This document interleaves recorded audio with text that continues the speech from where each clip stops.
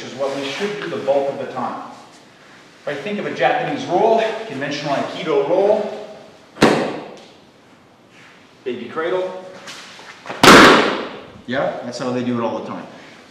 So everybody always focuses on, well, in Sistema we don't slap because if you slap in nature you break your hand and yada yada yada, and that's a tatami technique, and that's true.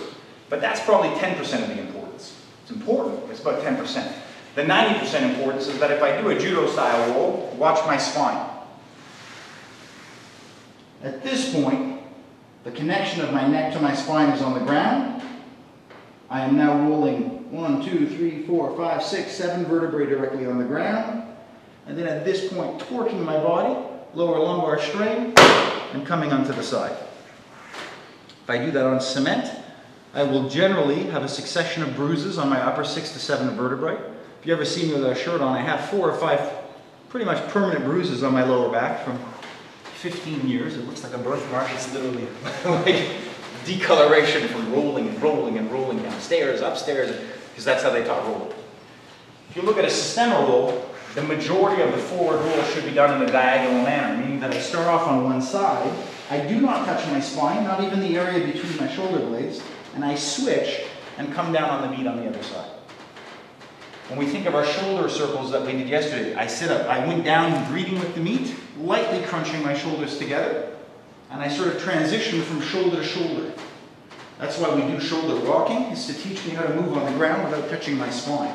I do not round my back and grind my spine. I come down on the meat, transition to the other side, and I come up. If I have trouble feeling it, I throw a few sticks on the floor and I do it and I go, and I feel it right away. Anytime I roll, I should not touch my spine. So the ideal roll should not touch the spine.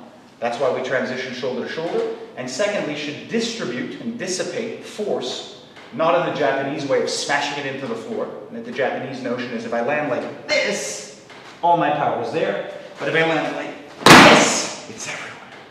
10% suckage equally distributed throughout the body, which is great until your ankle hits a rock or your palm hits a ball. The Sistema notion is we spiral it like water going down the drain. So you guys can do it the opposite direction. So when I go over, there's always a slight rotation. My body has that capacity, right?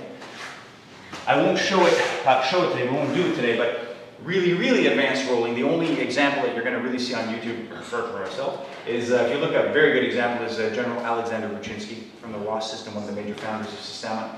He's a big lad, big guy, 240, biggish. And when he does his rolls, if you really watch them, he goes shoulder to shoulder in intent, and then switches again before impact. So he'll start rolling as if he's there, and then before he impacts, switch.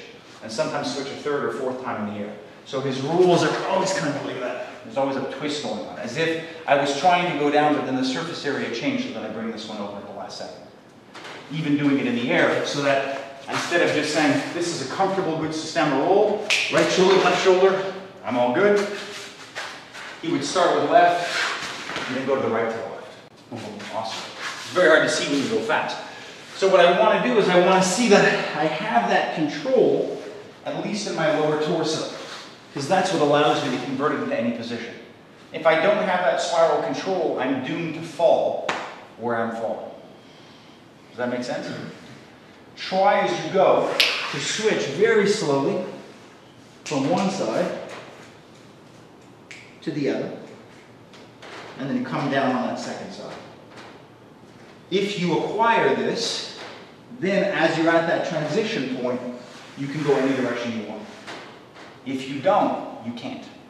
That's the nugget that's missing. That's why when you see people rolling, going here, and then falling there, it's because they don't have control of the shoulder transition, or they're not even aware that it's occurring accidentally. If you've ever rolled there and ended up there, that's why. And if you just say, I gotta straighten that up, good luck. You're not gonna get it if you don't know how to get there. So, mindful of what shoulder is touching first, try to transition to the second. Never stop, never change your speed. Don't hike up, don't fall down. To have control, you need to seek continuous speed throughout that entire range of motion so that I see exactly what's required.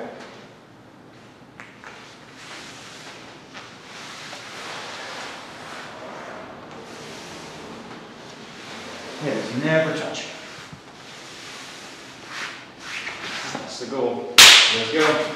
You gotta try to balance on your shoulder. If you suck at that middle piece, and that's the only place you're really overwhelmed, I'm kind of great with this. I'm getting comfortable here, and then I go, I don't even know what to contract, and then I go here and I fall. And then I'm smooth again. That's happening.